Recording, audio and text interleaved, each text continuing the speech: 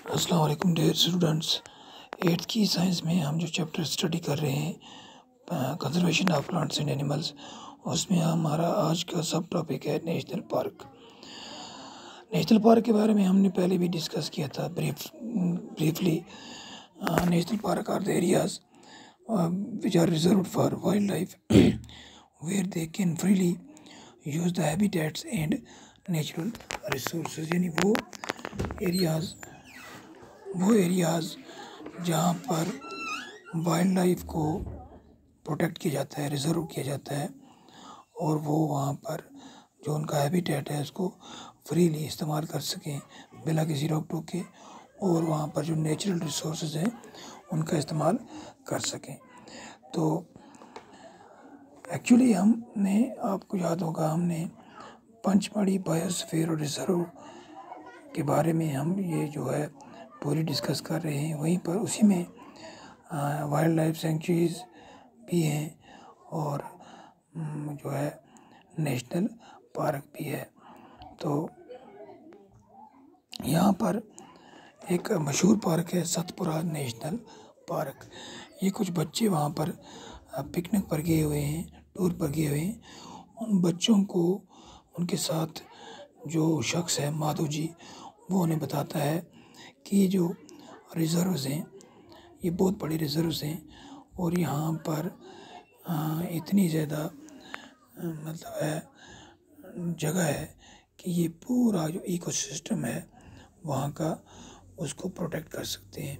यानी उसमें वो जो फ्लोरा है वहाँ का, यानी जो प्लांट्स हैं, हर तरह के फौना है, यानी हर तरह के एनिमल्स, और उसके अलावा लैंडस्केप वहाँ का, और वहाँ पर जो हिस्टोरिकल ऑब्जेक्ट्स हैं उस एरिया में, ये सब उसमें प्रोटेक्ट किए जाते हैं।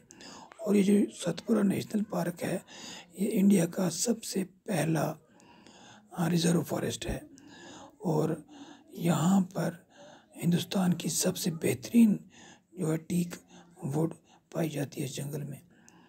उसके अलावा वहाँ पर रॉक शेल्टर्स हैं उस जंगल के अंदर, जिन सतपुरा नेशनल पार्क के अंदर। वो कहते हैं कि प्री हिस्टोरिक एविडेंस है वहाँ पर ह्यूमन लाइफ के, यानी हिस्ट्री लिखे जाने से पहले का जो ज़माना है उसे प्री हिस्टोरिक पीरियड कहते हैं।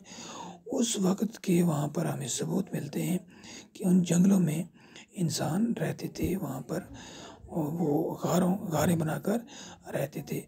और कहते हैं कि वहाँ पर तकरीबन 55 रॉक शेल्टर्स हैं जिनमें उस ज़माने के लोग रहा करते थे, और वहाँ पर पेंटिंग्स पाई गई हैं उनकी गारों की, जो अंदर दीवारें हैं वहाँ पर। और जिन पेंटिंग्स में मुख्तलिफ़ किस्म के जानवर और इंसानों की आपस में फाइटिंग दिखाई गई है, उन्हें शिकार करते हुए दिखाया गया है, और उसके अलावा मुख्तलिफ़ इंसानों को डांस करते हुए और म्यूज़िकल इंस्ट्रूमेंट्स बजाते हुए भी उन पेंटिंग्स में दिखाया गया है। और कहते हैं कि ये जो सतपुरा नेशनल पार्क है इसमें बहुत सारे ट्राइबल यानी कबायली लोग आजकल भी वहाँ पर उस इलाके में रहते हैं। तो इसी सतपुरा नेशनल पार्क में एक जगह है जिसको कहते हैं सतपुरा टाइगर रिज़र्व, और इस टाइगर रिज़र्व में ये जो है यहाँ पर टाइगर को बचाने के लिए एक मखसूस जगह रखी गई है। ये गवर्नमेंट ने प्रोजेक्ट टाइगर के तहत ये जो लॉन्च किया था, तो यानी पूरे हिंदुस्तान में, पूरे इंडिया में टाइगर को प्रोटेक्ट करने के लिए ये जगह बनाई गई है। तो इसमें टाइगर की जो पॉपुलेशन है, टाइगर की आबादी है, चीता, उसकी आबादी को जो है मतलब है उसको, ताकि उसकी जो नस्ल है वो परवान चढ़ती रहे, उसमें कोई कमी वाक़ा ना हो, इसलिए ये प्रोजेक्ट टाइगर वहाँ पर शुरू किया गया है।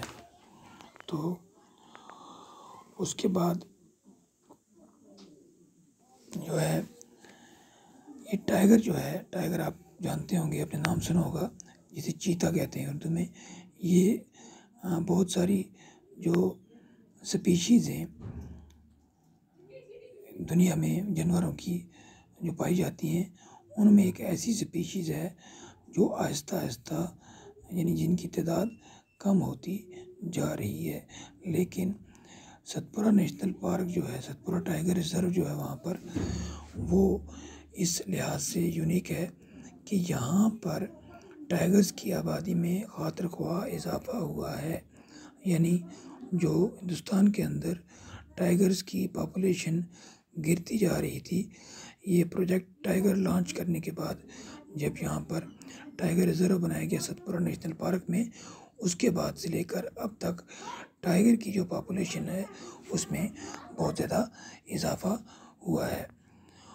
और कुछ अर्सा पहले कुछ जानवर जैसे लायन, एलिफेंट, वाइल्ड बिफेलोज या बारहसिंगा, ये जो है ये सतपुरा नेशनल पार्क में पाए जाते थे।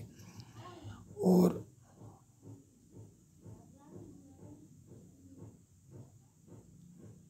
अब कुछ जानवर ऐसे हैं जो दिन ब दिन मतलब है दुनिया से कम होते जा रहे हैं, जिनकी आबादी कम होती जा रही है।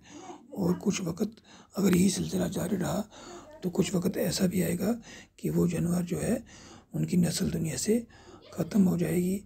इन जानवरों को कहते हैं, ऐसे एनिमल्स को इंडेंजर्ड एनिमल्स कहते हैं। तो आपने इससे पहले डायनासोर का नाम सुना होगा। डायनासोर एक जानवर हुआ करता था जो बहुत बड़ा था कद में, और जो आजकल की दुनिया में कहीं नज़र नहीं आता है। ये इसे हम कहते हैं एक्सटिंक्ट स्पीशीज़, यानी ये अब तो इस दुनिया में मौजूद नहीं है। तो अगर इसी तरह से यानी जो इंडेंजर्ड एनिमल्स हैं, अगर इनकी आबादी में इजाफा ना किया गया, इनका तहफ़्फ़ुज़ ना किया गया, तो ये भी आहिस्ता आहिस्ता डायनासोर की तरह दुनिया से ख़त्म हो जाएंगे। तो ये है, कहते हैं इंडेंजर्ड स्पीशीज़। तो जिस तरह से हमने डिस्कस किया कि जो कुछ जानवर हैं जिनकी पॉपुलेशन दिन ब दिन गिरती जा रही है, जिसमें हमने टाइगर, लायन वगैरह का जिक्र किया, ये जो बड़े जानवर हैं। इनके अलावा कुछ जानवर ऐसे भी हैं जो छोटे हैं, उनकी ज़िंदगी भी खतरे में है, यानी वो उनकी आबादी भी दिन ब दिन कम हो रही है। जैसे आप देखें, हम अक्सर सांप, छिपकली वगैरह ऐसे कुछ छोटे छोटे जानवर हैं जिन्हें हम ख़त्म करते जा रहे हैं, जिन्हें हम जहाँ हमें नज़र आते हैं हम उन्हें मार देते हैं। उसके अलावा भी कुछ हैं जैसे फ्रॉग्स हैं या मेंढक या बैट्स, जिसे उल्लू कहा जाता है, चमगादड़, बैट हो गया चमगादड़, तो या उल्लू हैं, औल्स। इनकी आबादी दिन ब दिन कम होती जा रही है। तो इससे क्या होता है, इनको नुकसान पहुंचाने से हम अपने आप को भी नुकसान पहुंचा रहे हैं, क्योंकि ये भी इकोसिस्टम का एक हिस्सा है। इनका भी अपना एक रोल है इकोसिस्टम में। तो ये मुख्तलिफ फूड चेन्स और फूड वेब्स का हिस्सा होते हैं। अगर हम इन्हें ख़त्म कर देंगे दुनिया से, तो हमारे इकोसिस्टम पर इसका बहुत बुरा असर पड़ेगा। तो इकोसिस्टम क्या होता है? Ecosystem is made of all the plants, animals and micro organisms in an area along with non-living components such as climate, soil, river, deltas, etc.